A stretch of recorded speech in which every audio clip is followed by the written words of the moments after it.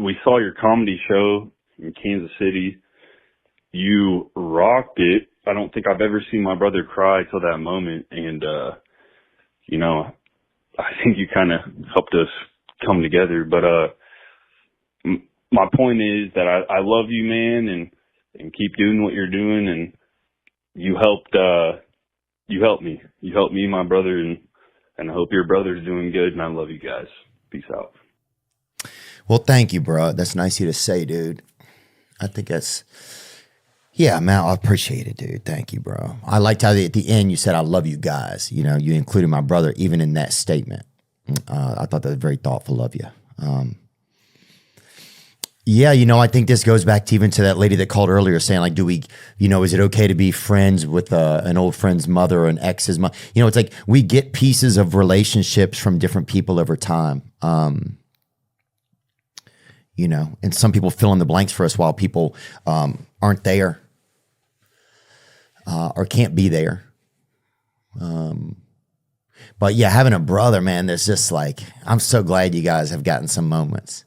Oh, dude, a moment with my brother where I know that he loves me or I'm able to let him know that I love him. I don't know why that kind of stuff is so hard sometimes for some brothers, but oh yeah, those are some of my favorite things. You know, like one day whenever I die, that's the feeling I want to feel when I'm leaving, you know? I think that's where I would go back to in my head or my heart, just go back to that space, you know? Because it's kind of like as close as you will get. And also it's like having somebody that's like cares about you, but also can be like a detective because they have the same clues as you inside of them. So being able to conversate and stuff about those things and work things out, it's awesome. I'm glad y'all got to do that. Thank you for coming too, bro. Thank you, bro. Yeah. And you know, brothers, older brothers, we should have a special day for them. You know, they take a lot of the early heat in the world.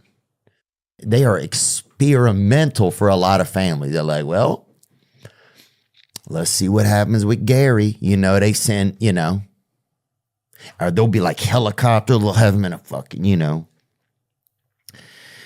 But it gets different though when you get on down 6th, 7th child. That motherfucker ain't got no clothes on. You know, Gary's got to wear a damn neck brace full time. He's got polio shots. He didn't even have polio, but they gave him so many vaccines. He's damn got it now. He's got, you know. So I think they do a lot to that early brother. You know, and then we get to watch and see, like, and learn the landscape. And then you're always trying to be your older brother, but be yourself. But yeah, thank you, man. I think I don't know what else to say today about it. But we should have a Brother's Day in the world, you know? And I know the brothers out there in Philly are bottomless, dude. I know that, you know? But I mean, we should have a Brother's Day, man. You know, where there's just like a special time for brothers right there. Because Indian dudes, they have it all the time. You see a couple Indian brothers, they holding hands and everything. They over there putting fucking, you know, zit-zacky on each other's necks and shit. Them dudes is close as hell. But yeah, I'm happy for you, bro. And I'm happy that you thought today, I'm going to call a day. I'm just going to tell somebody else I love my brother. It's kind of, you know, it sounds bizarre to say that, but it also sounds like one of the most important things you could do. Tell somebody, you know, I fucking love my brother. Like, well, damn, all right. You know, find a state where it's legal or whatever. Trump will take it away. Anyway, thank you for the call, bro. I love your brother too. And you tell your brother, I said I'm proud of his brother. Dustin Poirier's retired, but that's okay. We never give up on him. We love him. He's going to be out there fighting crime. I don't know what he's going to be, that Bayou Batman, you know? That's who he is, baby. James J. Braddock of the Bayou Swamp Dorella, man. You know it. We still got love. He's in our hearts always as we move forward. I will say this one thing. I bought myself something nice. We donated to the Dustin Poirier Foundation, and we got his Final Fight gloves.